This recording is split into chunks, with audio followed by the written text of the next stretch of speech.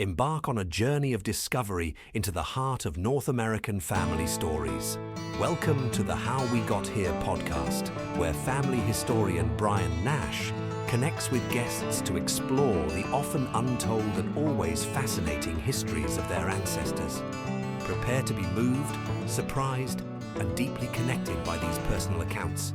And remember, every family has a story to tell, and every story is worth exploring. In this episode, Brian welcomes Craig Morrissey, a genealogist and the owner of More UC Genealogy in Newfoundland, to the show.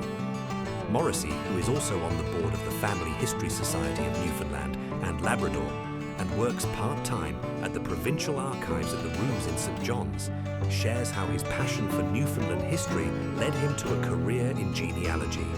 The discussion explores the best starting points for anyone researching their Newfoundland roots, emphasizing the value of personal family information, online resources like FamilySearch and Ancestry, and the wealth of untapped records available in person at the Rooms.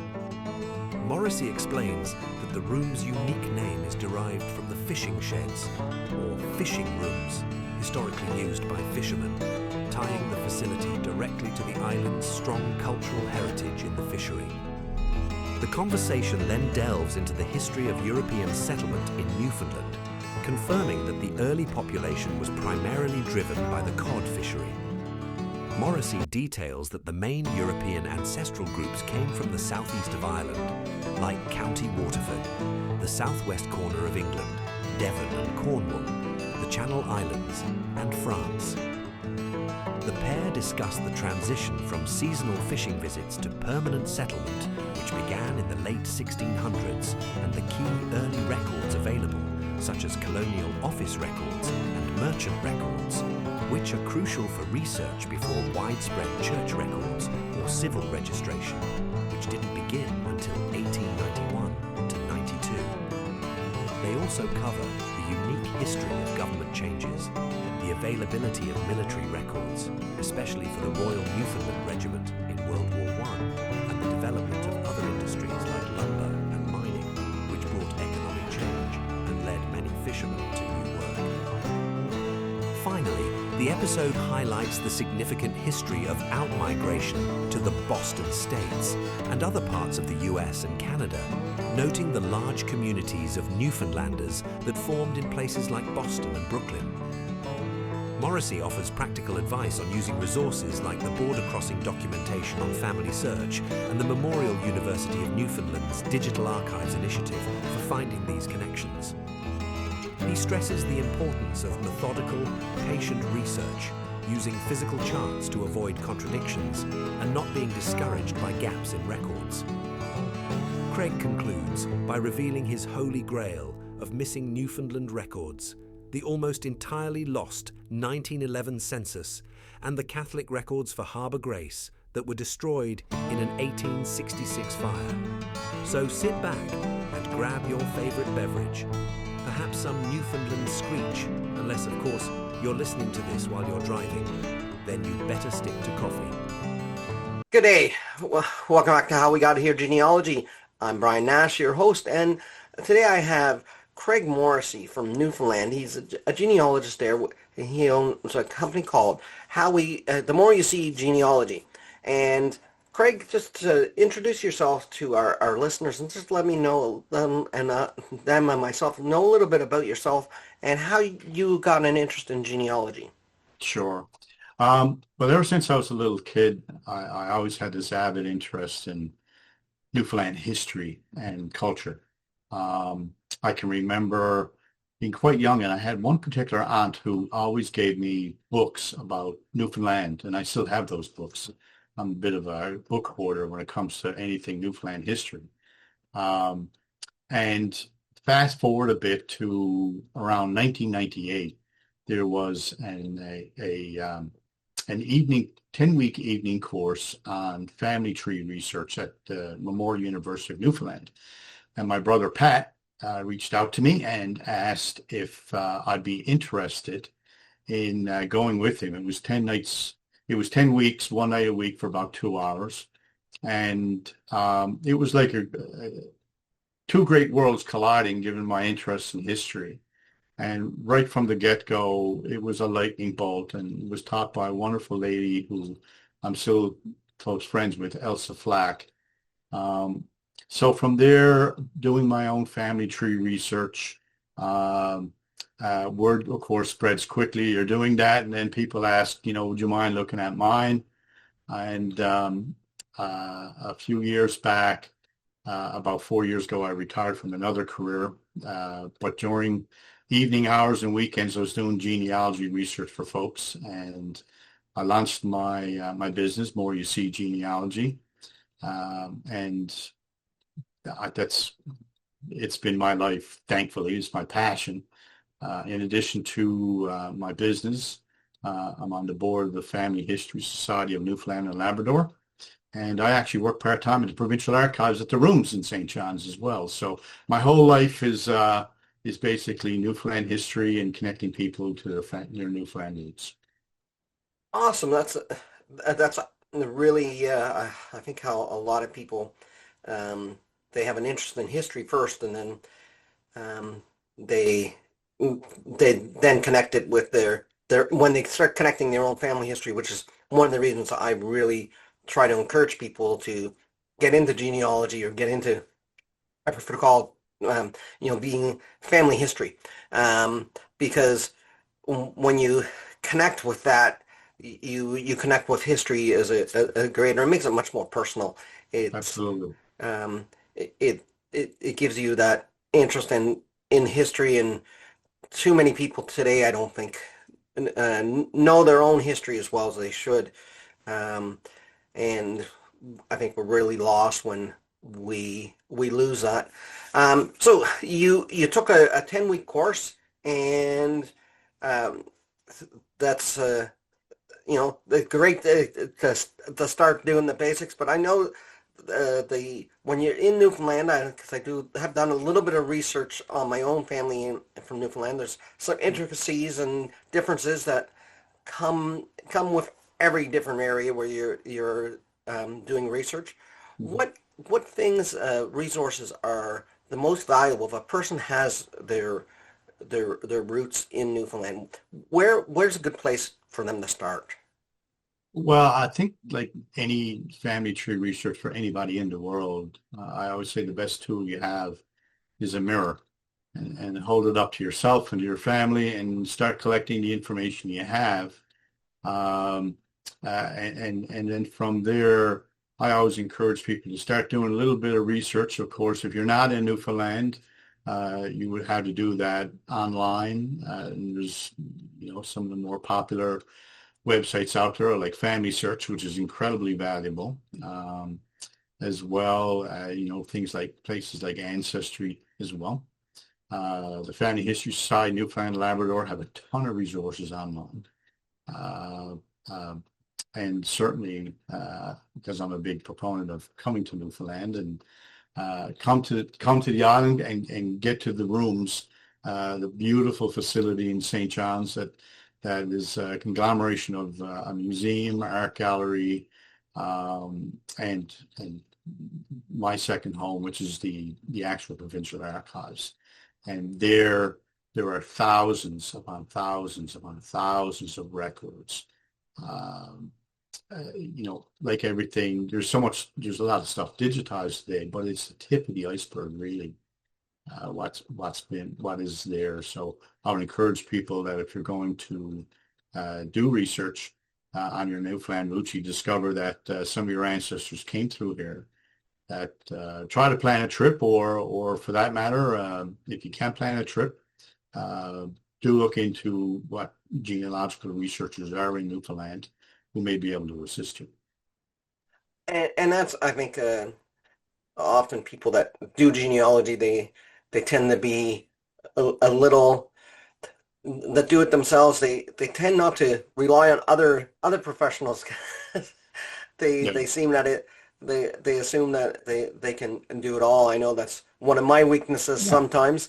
So the Rooms, first of all, where did the name The Rooms come from? Because it's just... Oh, that's a great question. if you look up any pictures of the skyline of St. John's, you'll see this rather unique looking building that has about 3 peaks on it. And what the 3 peaks actually represent to the building is fishing rooms, or basically the sheds that allowed the fishermen had down by the water where they stored their gear. And so when they built the building, they really want to touch base into our cultural heritage with the strong connection, of course, with the fishery. And so that's basically what they call it, the rooms. Okay. So people with Newfoundland ancestry, the original settlers of Newfoundland, the early settlers, aside from indigenous and those Vikings that came, but sort of didn't leave a trace, or not that of genetically, at least not that anybody can put a good proof to. Who were these people, the early settlers of Newfoundland? Well, I mean, in terms of indigenous, I mean, you go to the Maritime Archaic folks, the Beothuk as well, and the Mi'kmaq, who still have a large population here. One of the things that I get a lot of requests from clients is to look at indigenous roots, if they have indigenous roots, and it can be a bit of a challenge, to be honest. The paper trail on that is quite rare, and what you're actually looking for when you're doing that type of research is that's particularly sometime in the 1800s, maybe in a marriage record, that besides somebody's name will be a designation that identifies them as indigenous. Now, however, it is extremely rare to find that, to be totally honest, and I say that not to discourage people, because, you know, basically, if you're going to be going down that route, it's no different than doing any type of family tree research anyway. But oral histories are really, really important, for sure, and DNA testing is a key piece for that as well. So, but post-indigenous, I guess I was talking more about the European. Okay. Where did they come from? Because there's Newfoundland, you know, when we think about it, and when you hear people from Newfoundland, you definitely hear the Irishness in the accent, and Irish people will agree with that. But you have names like Porto Basque, which, you know, to me would indicate that there was Basque people possibly there originally, and so who? And I know with the fishing industry, that early fishing industry brought a lot of people there possibly from time to time. Who were the first, like the settlers when they first started to establish communities? What people groups would there be? Well, one of the important things to know about Newfoundland is there was mainly one reason why it was settled, and that was codfish, the fishery. And it was probably the largest in the world at the time.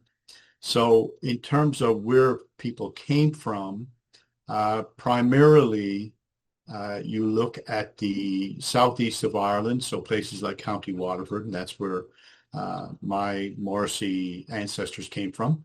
The southwest of the corner of England in the Devon area and Cornwall, and as well the Channel Islands, and the French as well.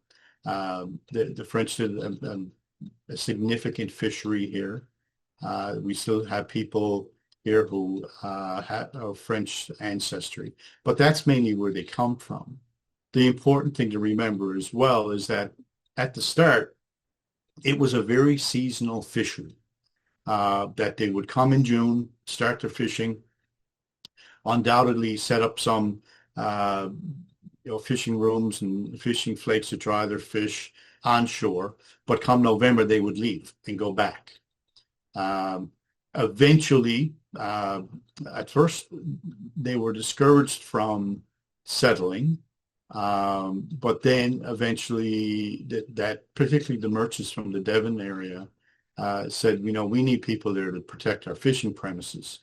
And that's when things started really to take hold, to have permanent settlement here. So basically, it's a mixture of Irish, English, French, and Channel Islands.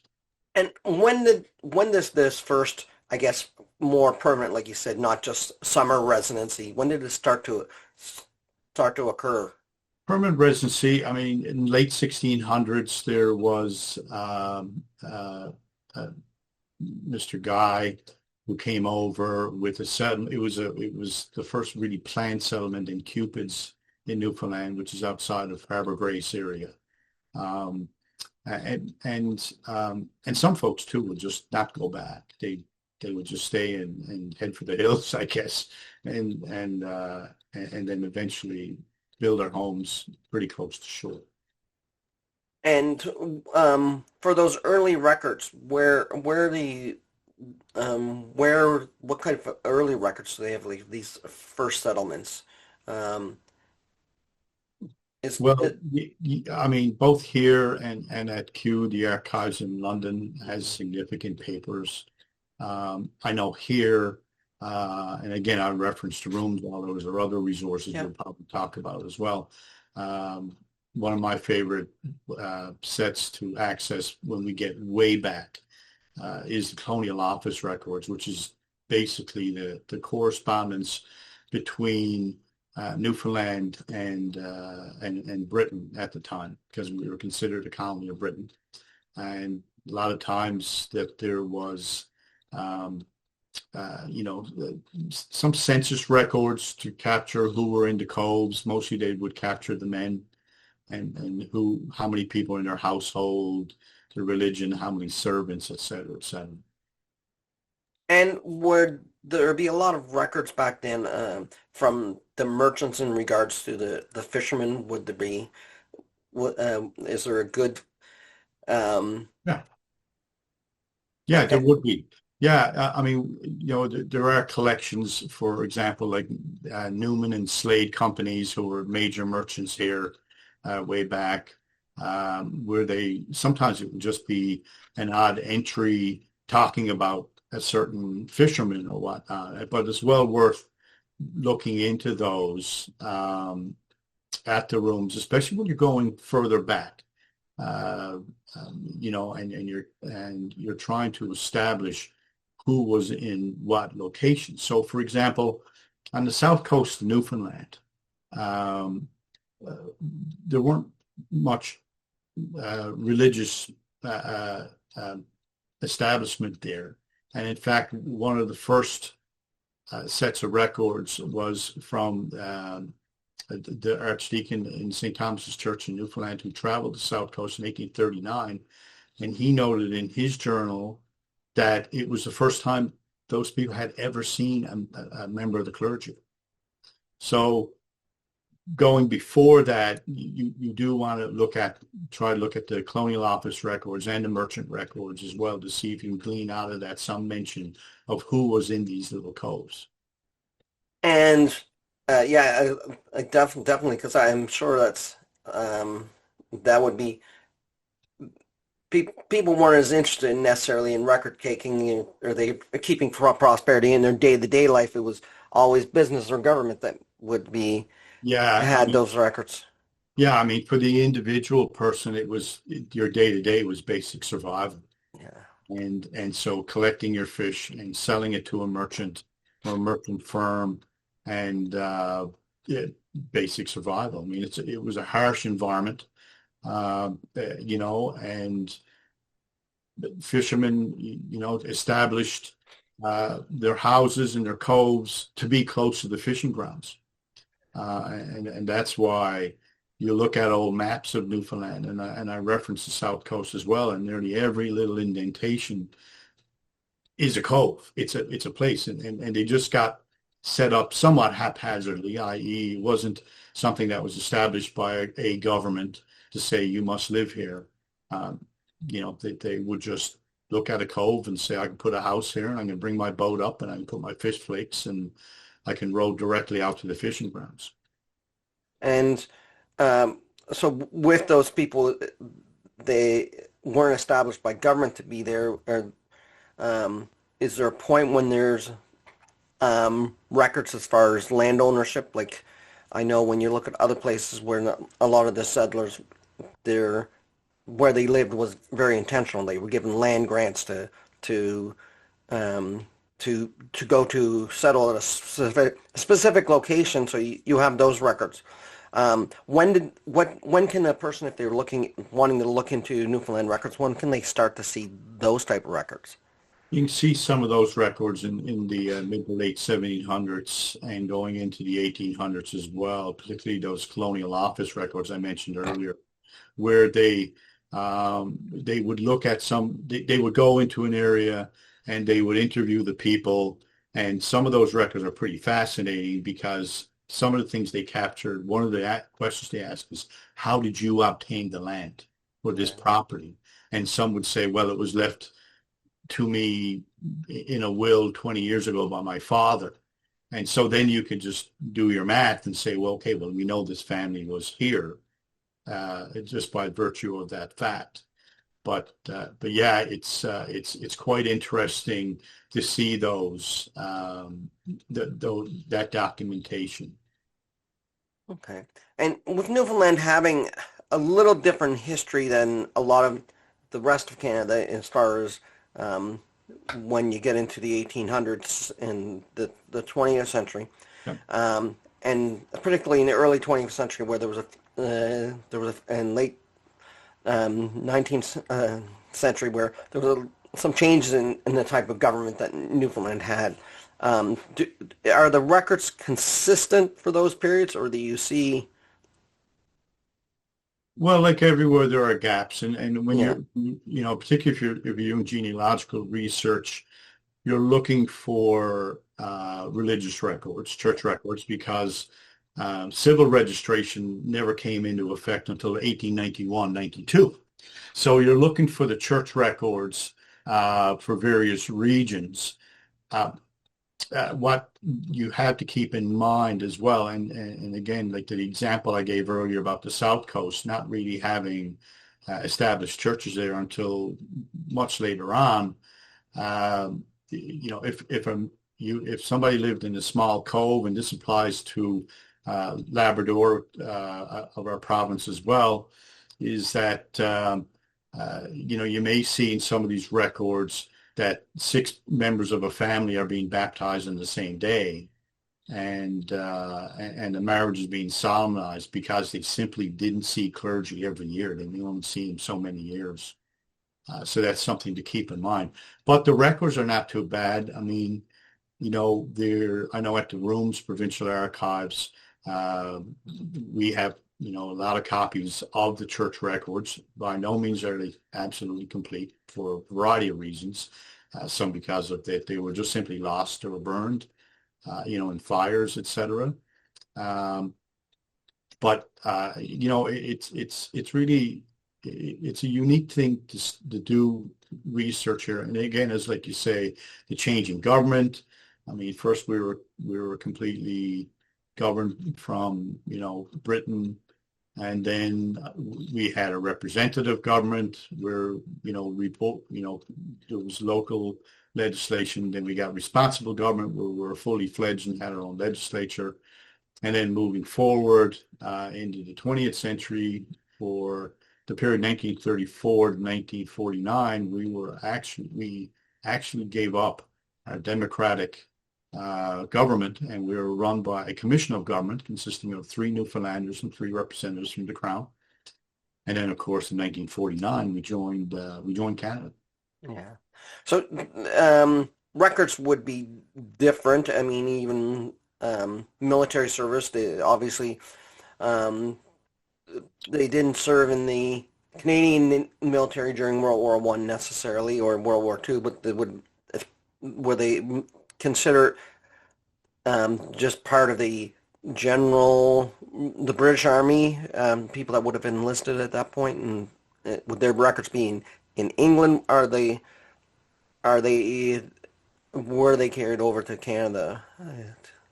Well, going back even a little further, is that when the British military were here in the early 1800s in the garrison, that there are military records there of listings of soldiers and court-martial reports, et cetera, et cetera. Moving forward to World War One, something that all Newfoundlanders are extremely proud of is that we had our own regiment. It was the Newfoundland Regiment, and later conferred the word Royal, the Royal Newfoundland Regiment, in World War One. Really pleased to say that all the members of the Royal Newfoundland Regiment, their original service records are scanned, and they're available for you to access at home, to download or print from the Room's website, therooms.ca. And it's a treasure trove of information, just a treasure trove. As far as the World War II records, for the service records particularly, they would still be in the UK at the archives there. However, if a Newfoundlander for World War II decided to sign up with the Canadian Expeditionary Force, I would suggest that you contact the Department of Veteran Affairs in Ottawa for those. So there would be a good mix of those, and yeah, it would be. And you know, again, the World War One records, particularly, I have an affinity for. I'm not sure how many people realize, but on July 1st here in Newfoundland, we actually have a bit of a split day. In the morning, it's Memorial Day to commemorate the disaster of July 1st, 1916, at the Battle of the Somme, and more commonly known as for the Newfoundland Regiment, the Battle of Beaumont-Hamel, where over 800 guys went over the top that day, and only 68 made roll call the next morning. And in the afternoon on July 1st, we celebrate Canada Day. So it's quite unique here. And last year, really proud, we repatriated the remains of an unknown soldier to our National War Memorial in downtown St. John's. And it's a National War Memorial because, again, it was built before we joined Canada. Well, yeah, exactly. I guess it's awesome that you have all those records there and they're available online, because often military records are they're great because military they kept good records because especially when you go back. Talking about military records, you brought up a little bit about the 1800s and that, and when the British were there, their military is there. I know in places in Nova Scotia, New Brunswick, and PI, when I've done research, you have the people from those times that did serve as soldiers locally wind up staying there for whatever reason. Was that a way of some of the early non-fishing population, I guess, that would have been settled in Newfoundland? Were there soldiers that would have been stationed in Newfoundland, and were they given any type of grants by the British government to stay there, or things to encourage them to stay there? Some, not many. I mean, mostly, you're rewarded land if you were high ranking or you served overseas and you were looking to populate Newfoundland. For the most part, and there are tons of records in both the Roman Catholic and the Church of England records for St. John's, where you see members of the garrison marrying local ladies, even though it was discouraged at one point. But when they got reassigned, they had to go. So, for example, when the garrison pulled out around the mid-late 1800s, some of them went to Nova Scotia. And so you may see that they had relocated there. But yeah, and you didn't see many locals who signed up. But mostly these were people that, I mean, most of the garrison folks actually started in Halifax and then were reassigned over here. And in response, basically, to invasions by other countries. France particularly was involved, and they realized that we had to station people here. The old feeling was prior to that was, well, like what's to protect? At the time we were an icebound island, so nobody can get near us. But what they didn't account was for attacks overland. And when the when you have that, that was basically, like you said, an icebound island, besides the fishermen, what and the soldiers that would have been there to protect it, what other type of people would you start to see in the garrisons? What industries? I know for a long time the forestry industry in Newfoundland was quite prominent. Do you start seeing um, those at one certain point? Is there something that sparked that boom or anything that you might? Yeah, well, to begin with, I mean, a lot of the other occupations would be associated with the fishery. So blacksmiths, coopers are making barrels and whatnot. Um, there'd be a servant class too. Many households did have at least one servant. Um, it was just the style at the time. Then you get the merchant class as well, who's supplying the fishery and buying the fish. Um, uh, Farming on the East Coast Newfoundland was done. The variety of what could be grown is affected by the acidity of our soil, so we had a lot of root vegetables. In terms of the lumber industry, well, first of all, a lot of people, a lot of fishermen went into the woods to cut wood for themselves. And with the railway that was built in the late 1800s to open up the interior, you saw at least a couple lumber mills. I think of a couple, particularly in Grand Falls in central Newfoundland and Corner Brook on the west coast. They got established, which had an interesting effect. And I was mentioning this to somebody the other day, actually. It had an interesting effect in that it impacted the fishery, in that a lot of fishermen decided that, you know what, I mean, I can go and work in a mill. It's hard work, really hard work, from 9 to 5 and actually get cash. And so they left the fishery and they moved to places like Corner Brook, and they moved to places like Grand Falls or other regions that had those types of industry. What people need to understand as well in terms of Newfoundland history is that the fishery for a long time was based on what was called a truck system. There was no money exchanged hands. A fisherman would agree to sell his catch to a merchant in a community, and that would be exchanged for his equipment and goods he needed for the fishery, and as well his food, etc., for his household. And at the end of the fishing season, they would be obligated to sell to that merchant or exchange with their merchant. And the problem was that the merchant would grade the fish, and there was always carryover debt. So if they fronted you $200, say, for example, for everything you needed for the year, that oftentimes you were told that, well, okay, you had a great catch this year, but it's only worth, say, $120. So we'll carry over the 80 till next year. So you were constantly in debt.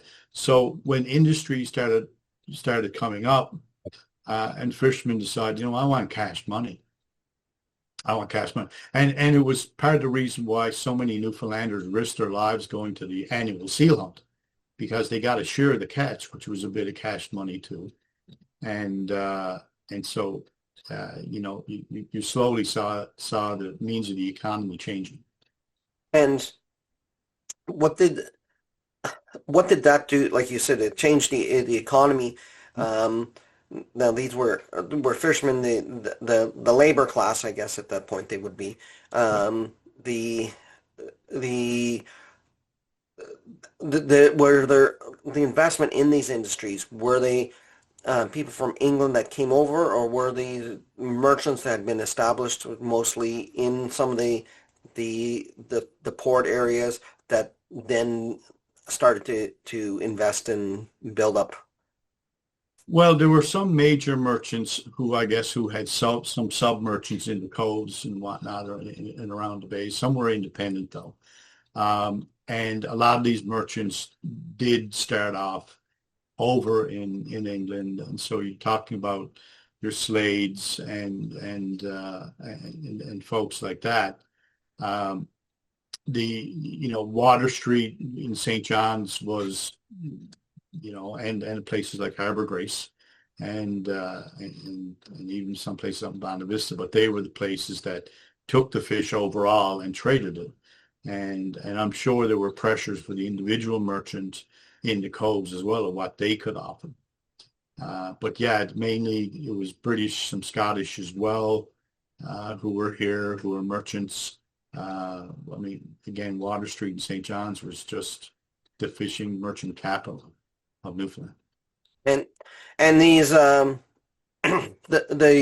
the merchants that I guess a lot of it probably would have been selling for obviously the foreign markets. They was a lot of that capital reinvested, and would you see that? Would you see these merchants once they started to get established and be in Newfoundland themselves start to obviously starting to reinvest, but did that affect the way, like you said, the population grew in different areas where they built the industry, the fishermen would come out, but was this where they were getting the people, or at this point where they now the immigrants coming specifically to work in industries, would people be finding that in their ancestry when they start to look? Yeah, I mean, it was primarily, shall we say, English ships, although there were other countries here too, the Dutch, the French, the Portuguese as well were here, the Spanish. But using the example of English ships that were coming over, that they would hire green men or green boys, as they call it, who were just take jobs on ships. They either came from the English or Irish countryside. They would come over here and fish. That's where primarily you would see them. And again, keeping in mind that a lot of them did actually just go back. It took a while for it to really establish here. You had mentioned about reinvesting in the industry, and it did change for a long time. It was a very what we call hook and line cod fishery, a man in the boat just jigging up and down to get his codfish. Some of the seine nets that came in eventually, but it was the push by, I think, Iceland, Greenland themselves, who got into flash freezing. And there was a demand for fresh fish, frozen fish, as opposed to salted fish, that put the pressure on, particularly in the early 1900s, for the Newfoundland industry to start to change. And did that bring, like I said, a different type of people? Were these businesses now in these communities that are now being established outside of the fishing villages? Were they starting to be, like I said, populated by bringing immigrants over to work in these industries, or were they mostly populated by the fishermen who left the fishing to make the dollar? Yeah, it would mostly be the latter. And Okay. then when you had like fish plants that would go into communities as well, is that some would choose to go work in the fish plants. Yeah, so it was just an ever-growing change to it, and of folks working in those fish plants, getting the product ready to go to market, as opposed to ships coming, taking it all on board, and then shipping it out. So for sure, fish plants grow with the difference in refrigeration and whatnot. You see the fish plants popping up here and there along the shore. Okay. But for the lumber plants and the other industry that started to develop again, would it still just be it mostly? I guess I'm trying to say, Yeah. would if a person is looking and they can't get past a certain date where they can find their ancestor existing in Newfoundland before then, but they can't find is there a certain period where there was that again that influx of a new population that weren't coming there just for the fishery, I guess. There were some, I mean, from my experience, it was primarily people moving from the industry, from the fishing industry to those. I mean, there Okay. were some folks who would come over and work, say, in another industry that developed was the mining industry. Yeah. And so one thing I would encourage people is when you're doing research, especially with some specific industries like that, could be lumber or I always like to use the example of mining, is that if they suddenly disappear from the records in Newfoundland, do check off island records. Yeah. And so mining, for example, I mean, we had a few mines here, iron ore mine on Bell Island, Tilt Cove, which was a copper mine, other mines in the province. And as they may have shut down, you saw people, say, for example, who would move to Sydney, Nova Scotia, Yeah. and work in the coal mines. And from there, they may go to Pennsylvania in the United States. And so I've had experience where before that's how I managed to find a family, is I followed the occupation. Yeah.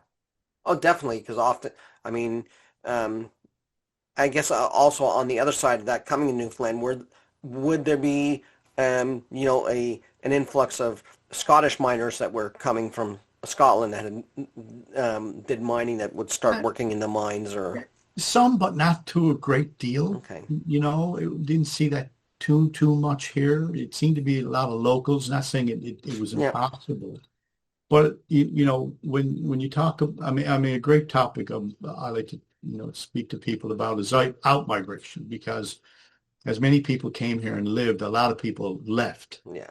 And the Boston states, as we call it here, had an incredible influx of Newfoundlanders. And there was an estimation I read before that in the 1920s, there were 30,000 Newfoundlanders in Boston, Yeah. living in Boston. They not only had their own formal social club, but they had their own newspaper. It was called the Newfoundland Weekly. And all the issues for that are available on a great website here from that's Memorial University of Newfoundland. It has a website called the Digital Archives Initiative, which has not only newspapers, but all kinds of printed material that's searchable. And the Newfoundland Weekly is there. They had a Boston edition, and eventually they had a Brooklyn edition as well. Because ironically, and again, on the topic about migration, during World War II, we had Canadian bases, military bases, and American military bases here. And a lot of Newfoundland women married Americans and moved to the U.S. of different parts. And I guess this is where today we see an awful lot of people. I know I can speak from it personally, where the projects I work on, I would estimate that between 90 and 95% of the folks who I had the pleasure of assisting don't live here, have never lived here, but they discover they have Newfoundland roots. And they're spread out worldwide, but a big influx into the United States and other parts of Canada. I like how you say the Boston states, because that's how my family always referred to them. Because my mom's family from Cape Breton, the same thing. There was a large, I think my grandfather, out of the 12 of them, I think 4 or 5 of them wound up in the Boston states. Yeah, and what's always amazed me when I track families into the States and look at the census records is that eventually a large portion of them ended up marrying Newfoundlanders down there. Yeah. And some of them from their same home community back here. But it was like they did set up their own little communities down there. and they, I'm sure they commute, they had interactions with other parts of the city, but they did, like I said, they had their own formal social clubs. Well, yeah, I mean, I guess that's like any immigrant population anywhere. You tend Yeah, to go where your own are first because absolutely. you speak the language, even if it's English, it's a different dialect, um, different phraseology. Yep. Yeah, you definitely do that. Yep. In my experience, that's why you find, very pockets of in any area where you can say, oh, it seems like you're living in this area and your family probably came from this area of Ireland or this area of Scotland because just Yeah. about everybody else, Yeah. that's where they came Well, from. yeah, and from my own personal experience, my a maternal great uncle left the south coast of Newfoundland, left Harbor Breton when he was about 15 or 16 years old on a fishing schooner, and he ended up staying in Worcester, Massachusetts, where he was married, and he never came back. Never came back. Um, I have a paternal great aunt, two times great aunt, who left Newfoundland in the late 1870s, moved to Boston, married a German immigrant. They ended up in Brooklyn. She never came back. But approximately 5 years ago, I had the pleasure, my wife and I, of going to New York and visit the cemetery in Brooklyn. And I found her headstone and to stand there. And as far as I know, I was the first Morrissey to ever stand at her headstone. She died in 1937. It was an incredible experience. But again, it was just an example of people left, and a lot of times they never came home. So saying goodbye on the coastal ship or whatever, leaving here truly was in a lot of situations goodbye. You'll get letters, but you probably never see them again. And was in your experience, was it, I guess, did they leave with intention of never coming back or was there, Well, I think the expense and the trouble to get yeah, here yeah. traveling to and from Newfoundland, even today, I always say sometimes it's a bit of a challenge. It's a challenge, but well worth the effort. But back then, to sail out of Boston and then to make it to back usually it's via Halifax and then back here. Um, I mean, some people did come back and visit, but it would be quite a challenge. It'd be quite a challenge to do that. And did they, interesting, the two Boston and the areas of my dad's Irish side, we have relatives that lived in Brooklyn, lived in, their selfies in Boston, because Yeah, that's yeah, where the Irish were, and yeah, they were only two generations, or one generation out from Ireland in some cases. yeah. So again, not only did they stay with their own that might have been from the most recent past, but they still tended to go where there were those Irish communities as well. Or is that the case? Not only was this sort of a subset of the Irish community in Boston? Was the Newfoundland I would Irish? think so. Yeah, yeah, I would. Yeah, absolutely. And and to encourage people in looking at their Newfoundland ancestors who may have relocated, again, a websites like FamilySearch.org. They One of the things I really enjoy looking at are the border crossing documentation, and some of them are just looks like little cards, and sometimes it'll say, well, where did you last live, and who's your last relative back there. But more important, sometimes of equal importance, is who are you going to go live with? Yeah. And it would name somebody in Boston, and a lot of times it would be, a sister or whatnot, which was a great clue because sometimes the sister's name, obviously, if she married, changed. Yep. If you're looking for somebody, you've hit two birds with one stone. You found out where that person went, and you found out that their sister is now married and goes by a different name. And maybe that's why I call my business More You See Genealogy, not because there's a bit of a tie-in with my surname, but because like everybody's experience, every piece of information you find, I always say, leads you to at least two more questions Yeah, and beyond. and definitely. That's a really good point. And I love looking at those immigration records. I found my grandfather in 1939 arriving in Brooklyn on a ship. He was coming from Halifax. Everybody else on the list was Chinese except for him, which was I Yeah. found very interesting. Just Yeah. that sub fact, but I never knew why he was down in New York Yeah. in 1939 until I happened to mention to one of my my one of my uncle's wives, so my aunt, but by marriage, and she said, "Well, I remember hearing that being Irish, our family had that fair skin and a predisposition to melanoma. So, Yeah. so I guess he was going down in Boston. He was staying with an aunt in Brooklyn to go see a doctor. And I remember my dad saying when he was in the Navy, stopping in Brooklyn and visiting these which would be grandaunts or Yeah. Well, for anybody who has ancestors in the Newfoundland ancestors who went to Brooklyn, for that matter, anybody in the audience who had ancestors going to Brooklyn from wherever, um, the uh, the cemetery I visited was Greenwood Cemetery, not well over 400 acres. It's beautiful cemetery, and more importantly, if you go to their website, they have a great okay. database. And so a lot of times it doesn't say where the person came from, but it'll tell you where, if a person by that name is buried there and the plot number. So if you go to visit in Brooklyn, um, you can just get a map of the cemetery, which they have very helpful staff there, and they'll bring you there. And that's what happened to me.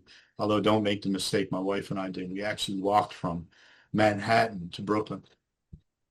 Yeah. My feet still throb with the thoughts of that one. So, and good footwear if you're going to do it. So, Definitely. The interesting, I was just thinking now when you were talking about the Newfoundland Weekly, mhm. as much as seeing copies in the archives of the actual paper, which I'm sure gives you some great clues, because did they cover the specifically just Newfoundland for people that were aware that they also cover the local Newfoundland scene, I guess. Yeah, a little bit of that. What you see in the Newfoundland Weekly is little reports or advertisements from the Newfoundland Social Club, different happenings. Uh, they did regurgitate or copy from Newfoundland newspapers some, birth announcements, marriages, and obituaries. But some of the important stuff in, talking about the social end of things in Boston or Brooklyn, as well as that they would mention that, say, for example, Mr. James Pittman is, and this is the words they would use, is going home for a visit in August to see his family, say, in Placentia Bay. And it was neat to see that too. So well worth looking at it. And again, the Memorial University Digital Archives Initiative, collections.mon.ca. They have a large collection of Newfoundland newspapers to begin with. And you can download it, print it, whatever you want with it and stuff. So it's Now, something that would be I'm sure more valuable almost than the papers itself. Are there any list of the subscribers around? yeah, great questions. I don't know. I really don't know. I mean, I would love to, and I mentioned this to, I've gotten to know David Allen Lambert, who's the chief genealogist with American Ancestors in Boston. They used to be the New England Historical and Genealogical Society. I mentioned I had the opportunity to meet David back in July when we hosted a genealogy conference here in St. John's. About I would love to at some point pick his brain about the Newfoundland Social Club particularly. Yeah. And see, is there anything down there in terms of memberships? Yeah. So that's on the to-do list, Brian. Yeah, because I would definitely, I would almost think, like I said, that would be as valuable as any of the information in the articles that you might see. Give you Yeah. But Well, I tell you what, something that's amazing too, and again, I mentioned earlier that I work part-time at the archives at the Rooms Provincial Archives. Um, I, I, uh, I looked at a collection um, last year, which I helped digitize or put in a spreadsheet at the archives. A gentleman, forgive me, I can't remember the name of the collection offhand, but people would like to reach out to me. I'll find out for them.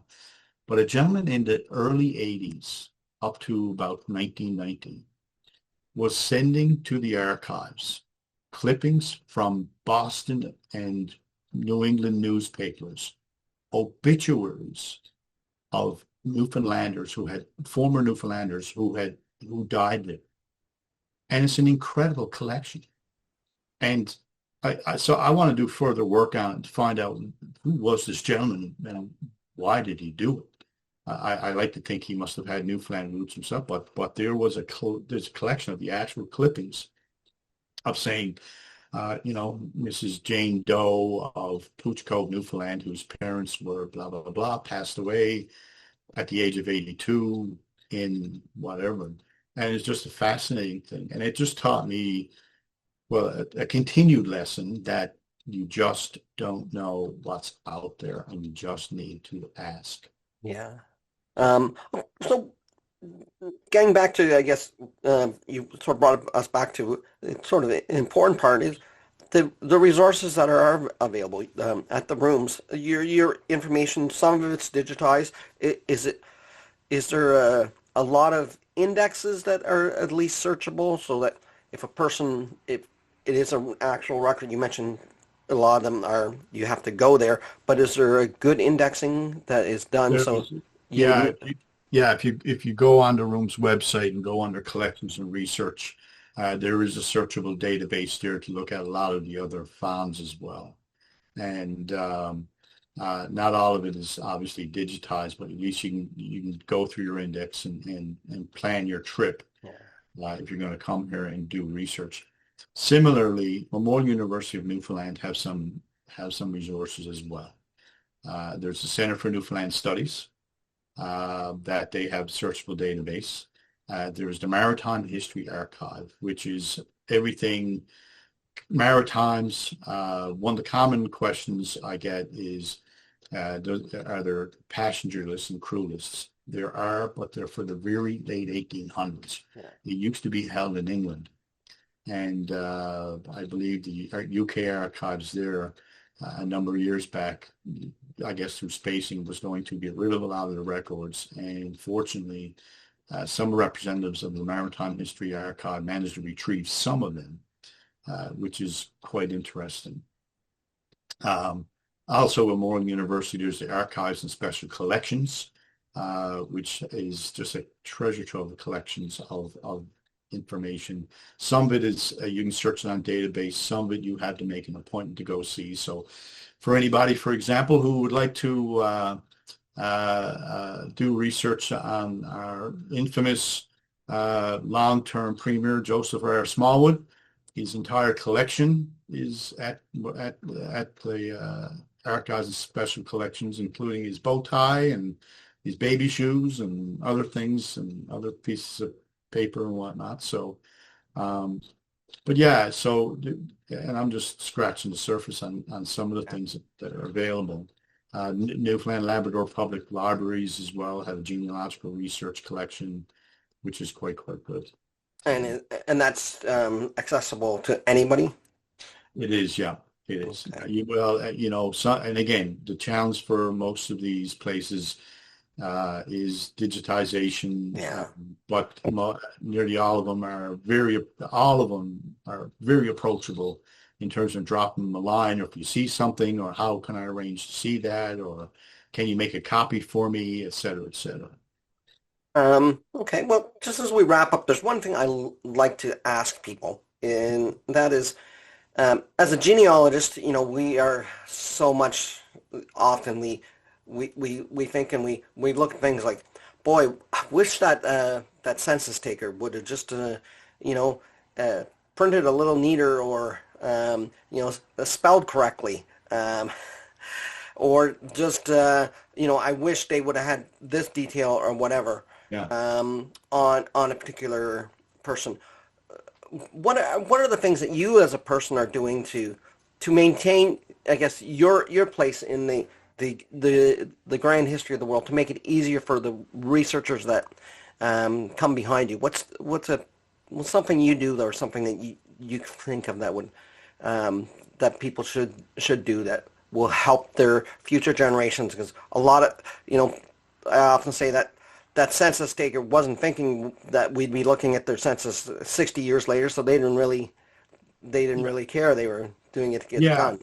Yeah. The common complaint you hear from people who do their family tree is, gosh, I wish I had have asked questions earlier.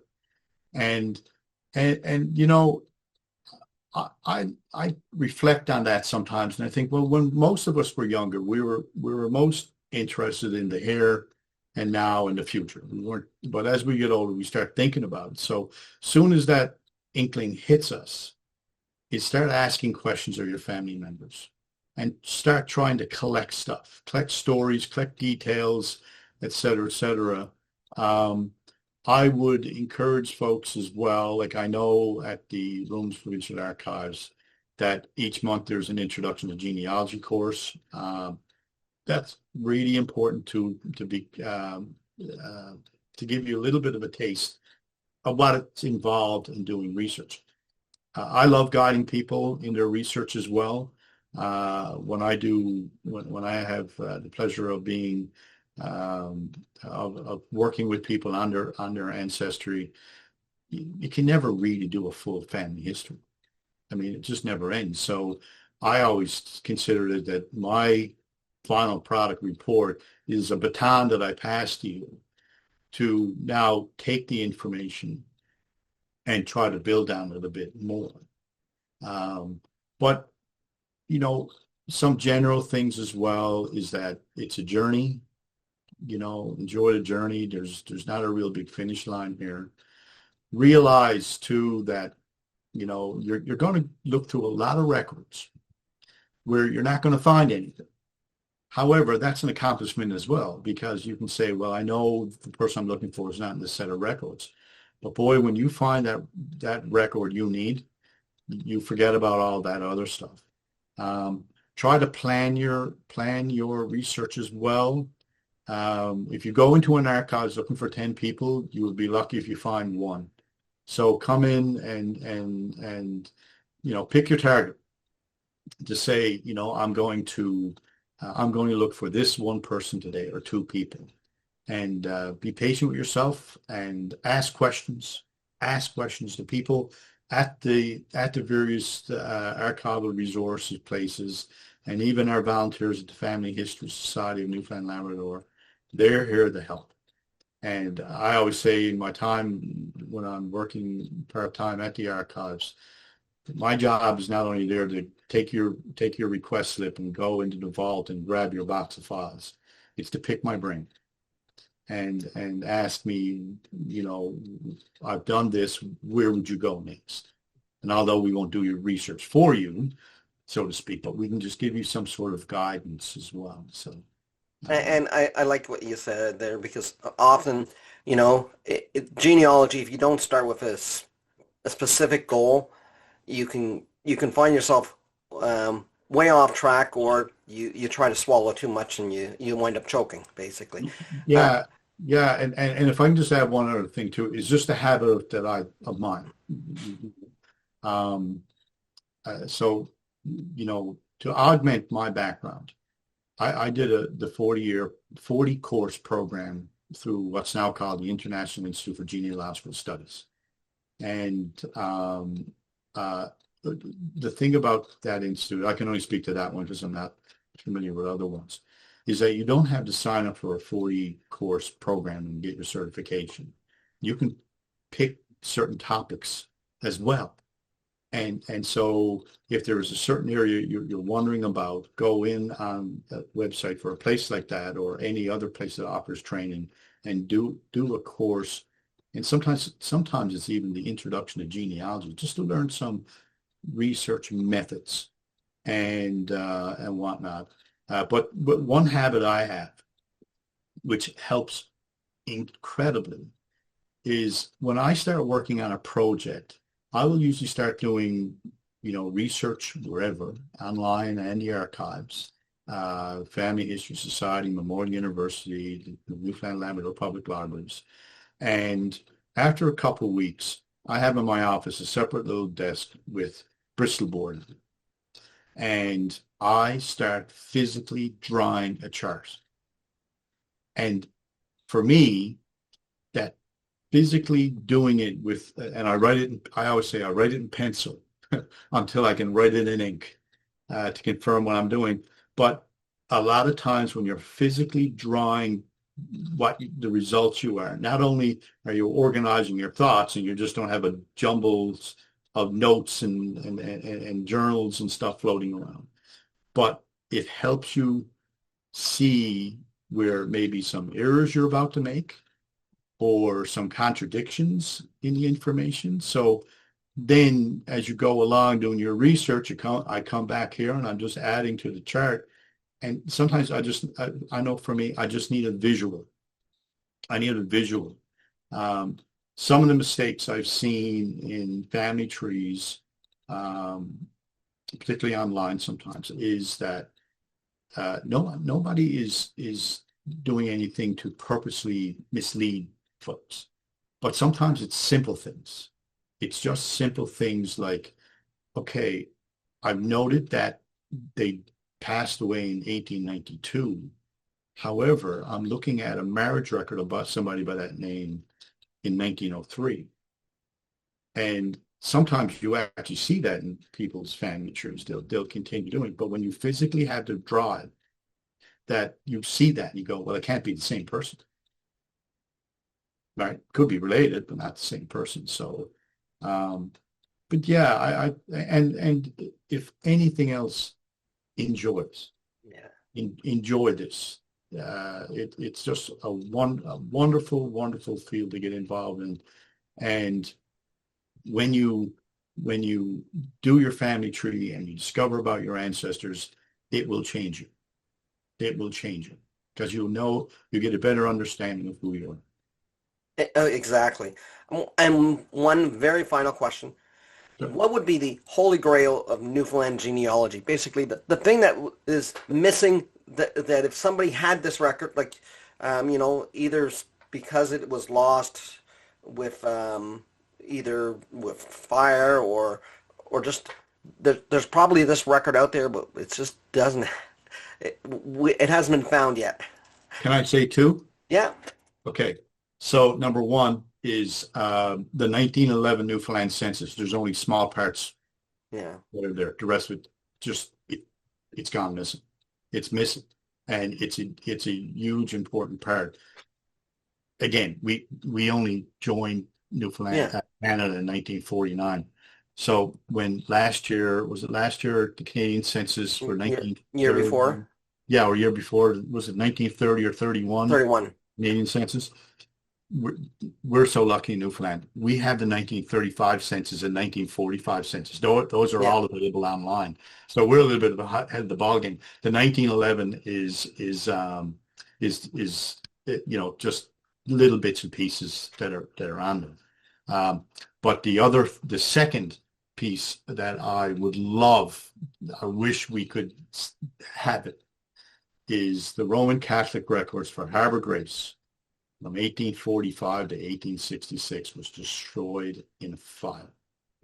And it is a huge loss because Harbour Grace was such an important community in Newfoundland history.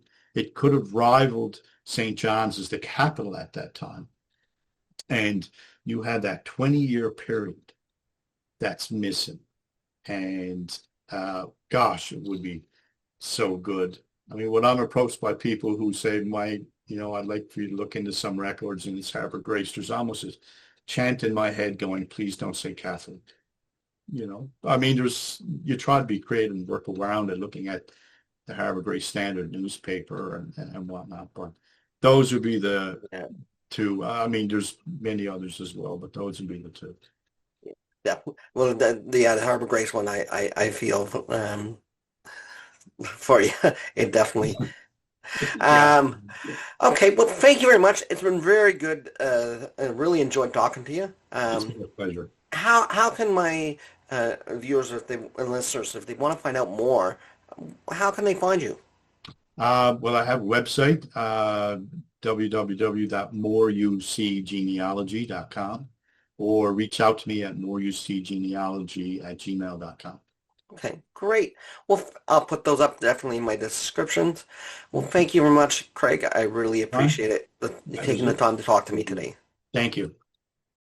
That brings us to the end of another episode of the How We Got Here podcast. Thank you so much for joining us. Brian loves hearing from you, so please feel free to leave a comment below. If you have a burning genealogy question or a fantastic idea for a future episode, send an email to podcast@howwegothere.ca. And don't forget to check out our new genealogy community at https://familycircle.howwegothere.ca.